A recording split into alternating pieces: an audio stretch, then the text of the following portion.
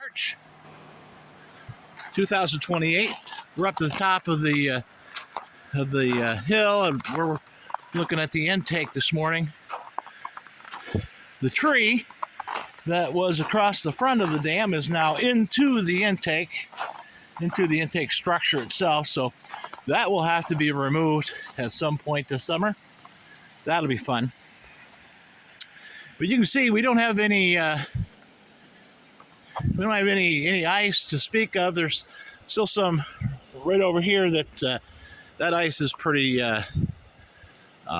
it's a pretty low area of water, so that's easier to form. The deepest part is right here where the foam is. But yeah, very, very low movement over there, so not that uncommon. You can see on the other side we've got some tracks coming up. I don't know what they are. I didn't get over there and look. And I'm not going to, because it's a long way over. But whatever it was in the middle on the rocks over there. You can see my tracks going to the intake there. We don't get up this way too often to get a look around. That's one of the pines that's going to be coming out here sometime this month. Probably as soon as they start posting the roads, they will close that down, or start chopping those down, because they need to get in and do that kind of stuff when they can get closer to the highway. Just because they post the roads so that during the frost out, things don't they don't tear the roads up. You can see the yellow rope is our where our pollinator garden is. We were instructed by federal wildlife that we needed to have a pollinator garden for not only the pollinators, but also for the monarch butterfly, because there's no, down in this area down here, there is no milkweed. But if you go up on the other side of the road, which is just over the top of those trees, there's all kinds of it. But I guess the monarch butterflies are not smart enough to travel that way, according to the Federal Wildlife Administration. You can see a couple mountains back here in the back. This is the hill that goes down to the power dam. We don't get up here often and show you a whole lot that's going on here. This section in here is a section we thinned out a couple years ago when we were doing some logging through here. This hill here is the last section that we did, and that's just mostly to thin it out to let some sunlight get onto the hill. Plus, we had lots of trees that were hanging down on the drive, so we got rid of those. Any potential danger, we had some that were going to be hitting our power pole over there. So that's the hill. That's the powerhouse. We the meter shed is right there. Well, my storage shed, and then the meter shed. You can see the small coop. The other chicken coop's over on this side, but you see the tractor buried in the snow. That's where the door is. Kind of gives you an idea of how far that drop is right through there. It's quite a little valley in there.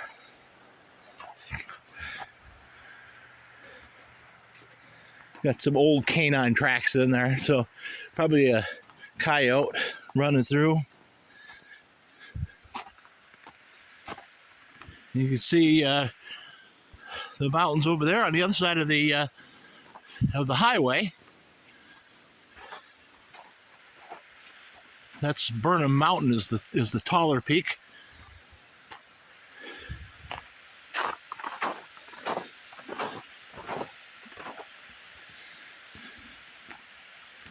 This location right down there is where the swimming hole is. There's a I would say 14-foot drop from this ledge here down to the water, and they jump off of it into the water. The water is supposed to be 10 to 12 feet deep in one spot, but you got to watch out for the boulders that are in there. So, not one that I'm going to do.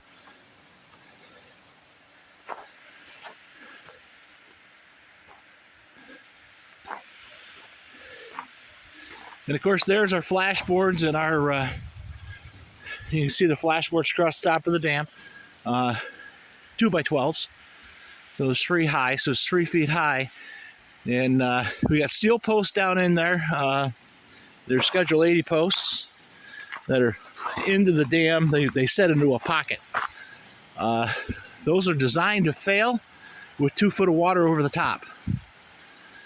We had to go back to the wooden slats that you see there. At some point in time, somebody decided that those were the culprit for everything breaking. So they made steel plates on the pins. Well, then the problem was with the steel plates, the flashboards wouldn't fail, which, in some perspective is good, except when we had our Halloween flood and we had 5 feet of water over the top of them, it wasn't too good. So the Federal Energy Commission mandated we go back to the wooden backer board so that they would fail, so they would split and come apart. Up through there is our driveway. It'll be up that way that we will be building our house when we get all of the preliminaries done with the relicensing of the facility. Then we can go back to pressing for the life lease, and we'll be building.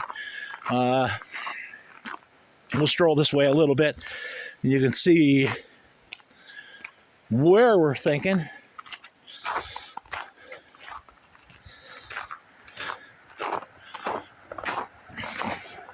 You can see the head pond and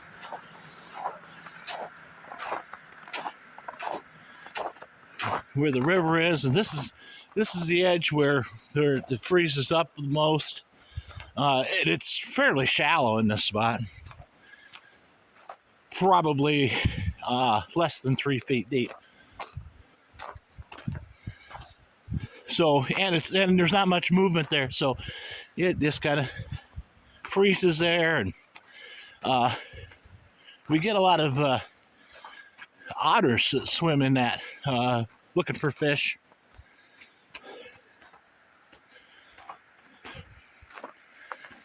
This is a pretty spot right in here. Be a nice spot to put a gazebo. We can't build on that side of the driveway because it's too close to the river. We can build on this side. Again, that tall pine there is going to be gone. That pine's going to be gone. The pine back there is going to be gone. The pine back in there is going to be gone. We got 7 really tall pines that are coming out. And I'm hoping that we can get rid of some of these balsams at the same time. But we'll see. So this spot here, right here, is where I want to build the house. It's not huge, it's not going to be wide, but it's fairly flat, even though it doesn't look real flat. It's fairly flat right there. There's always a wet hole over here. So that's where the dug well will be. You can see we send out some of this in here. This will be where some of our solar array is. We're gonna be putting in a incinerating toilet, electric, because we will not be allowed to, we don't have enough room to put in a septic system.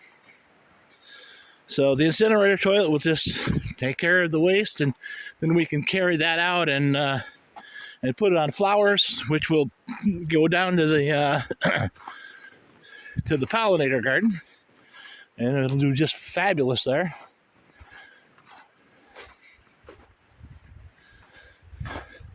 When we do this, we will move the chickens, and the chickens will come up in here, into this area in here.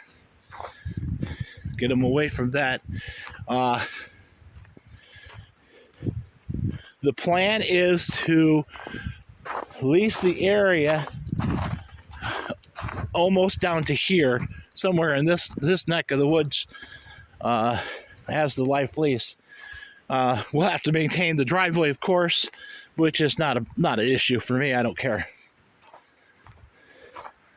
But if I do that, I can build the house over there. I can put a couple sheds in, because I'm going to need a couple sheds. And then basically keep everything out of the area down below. Up on top is the old highway. I wouldn't have minded building up in here, but Juanita doesn't want to walk up the hill to go to the house, so I don't blame her. Plus, up there where we are, we still can see the rapids, and you get more of the rocks. Building below the dam itself it would be a no.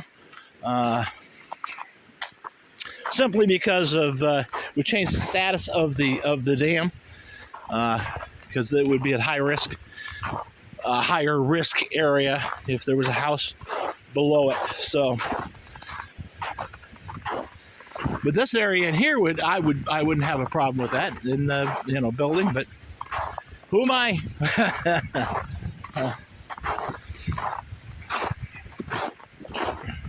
Of course. There's our electric right there, 3-phase going into the panel box, 480 3-phase. Then we're reducing off of that, going into a bladed switch for those lights and those outlets that are on there. Gonna put some lights going up the drive through there too, just to get more light in the area. All right, well, that's enough for today. The dam's running just fine. I just thought I'd give you a shot up here, let you see what's going on. As always, take care of yourselves and others.